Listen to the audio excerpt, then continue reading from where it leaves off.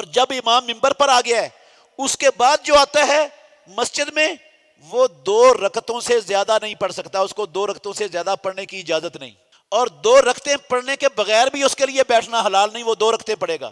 مفتی عبد الرحمن عابد، Islamic scholar. عزیز بھائیو، جمعہ یہ ہفتے بعد آتا ہے، جمعہ چونکہ ہفتے میں 1 مرتبہ آتا ہے تو جمعے والے دن کے جمعے کی نماز کے 2 فرض ہیں، اور جمعے والے دن بھی رسول مکرم صلی اللہ علیہ وسلم نفلوں کا اہتمام کرتے تھے۔ جمعے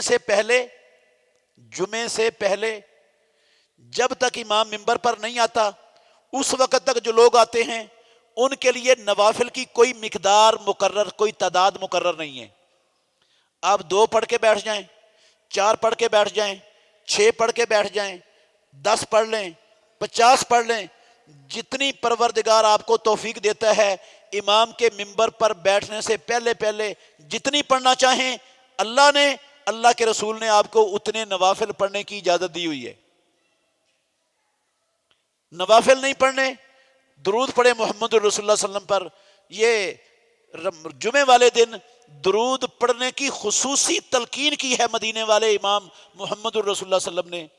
درود پڑھ کے تھک گئے ہیں، قرآن مجید کی تلاوت کریں، دوسرے اذکار کریں، انتظار میں بیٹھیں کہ امام آئے گا اور پھر ہم خطبہ سنیں گے۔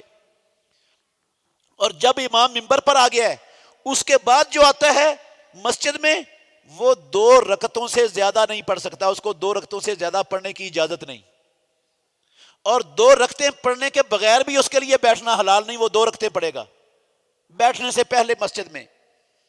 اور جمعے کے بعد صحیح مسلم شریف کے اندر حدیث ہے، رسول اللہ صلی اللہ علیہ وسلم نے فرمایا من کان مصلیا بعد الجمعۃ فلیصلی 4، جو جمعے کے بعد، جمعے کے فرضوں کے بعد جو نماز پڑھنا چاہتا ہے وہ 4 رکعتیں پڑھے۔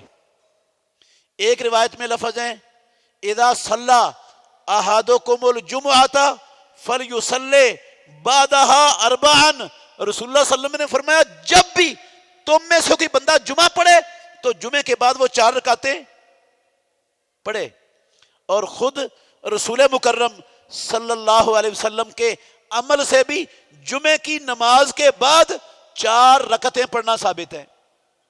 عبداللہ بن عمر رضی اللہ عنہما کی ایک حدیث ہے، صحیح بخاری میں بھی ہے، صحیح مسلم میں بھی ہے، اس میں ہے کہ میں نے رسول مکرم صلی اللہ علیہ وسلم سے 10 رکعتیں خوب یاد کی ہیں۔ میں نے ان 10 رکعتوں میں وہ جمعے کے بعد 2 رکعتوں کو شامل کرتے ہیں، تو 2 بھی پڑھی ہیں رسول اللہ صلی اللہ علیہ وسلم نے، لیکن 4 پڑھنے کی آپ نے ترغیب دی ہے، 4 پڑھنے کا آپ نے حکم دیا ہے، اور 4 پڑھنا یہ 2 پڑھنے کی بنسبت جمعے کے بعد افضل ہے۔ بعض اہل علم کا خیال ہے کہ اگر مسجد میں پڑھنی ہے تو 4 پڑھے گا بندہ، اگر گھر جا کے پڑھنی ہے یہ جمعے کے بعد والی نماز رکعتیں تو پھر گھر جا کے 2 پڑھ سکتا ہے۔ لیکن اس تقسیم کی مجھے کوئی دلیل نہیں مل سکی ہے کہ مسجد میں پڑھنی ہے تو پھر 4 اور گھر میں پڑھنی ہے تو 2۔ مسجد میں بھی پڑھنی جمعے کے بعد 4 افضل ہیں، گھر جا کر پڑھنی ہے تو وہاں بھی 4 پڑھنا ہی افضل ہے۔ مسجد میں 2 پڑھنی جائز ہیں اور گھر جا کر بھی 2 پڑھنی، صرف 2 پر بھی اکتفا کر سکتے ہیں، چاہے مسجد میں پڑھیں چاہے گھر میں پڑھیں، جائز ہے۔ لیکن اگر 4 پڑھیں گے، خواہ مسجد میں پڑھیں یا گھر میں پڑھیں، 2 مسجد میں پڑھیں 2 گھر میں جا کر پڑھیں، 4 پڑھنا افضل ہے۔ تو یہ رسول مکرم صلی اللہ علیہ وسلم کی جمعے کی نماز سے پہلے والی اور جمعے کے نماز سے بعد والی یہ رکھتے ہیں، ان 31 کے ساتھ آپ ان کو بھی شامل کر لیں تو زیادہ ہو جائیں گی۔ ان کے علاوہ رات کی نماز، اس کے علاوہ چاشت کی نماز، وہ بھی رسول اللہ صلی اللہ علیہ وسلم اہتمام سے پڑھتے تھے، وہ الگ نمازیں ہیں، وہ بھی نوافل نمازوں میں شامل ہیں انشاءاللہ۔ چاشت کی نماز کیا ہے، اوابین کیا ہوتی ہے، اشراق کس کو کہتے ہیں، ان کے کیا احکام ہیں، وہ بھی انشاءاللہ الرحمن ان کی تفصیل بھی آپ کے سامنے رکھیں گے۔ اللہ ہمیں عمل کرنے کی توفیق عطا فرمائے۔ بہترین صدقہ جاریہ حاصل کرنے کے لیے اس ویڈیو کو لائک، کمنٹ اور شیئر کرنا مت بھولیں۔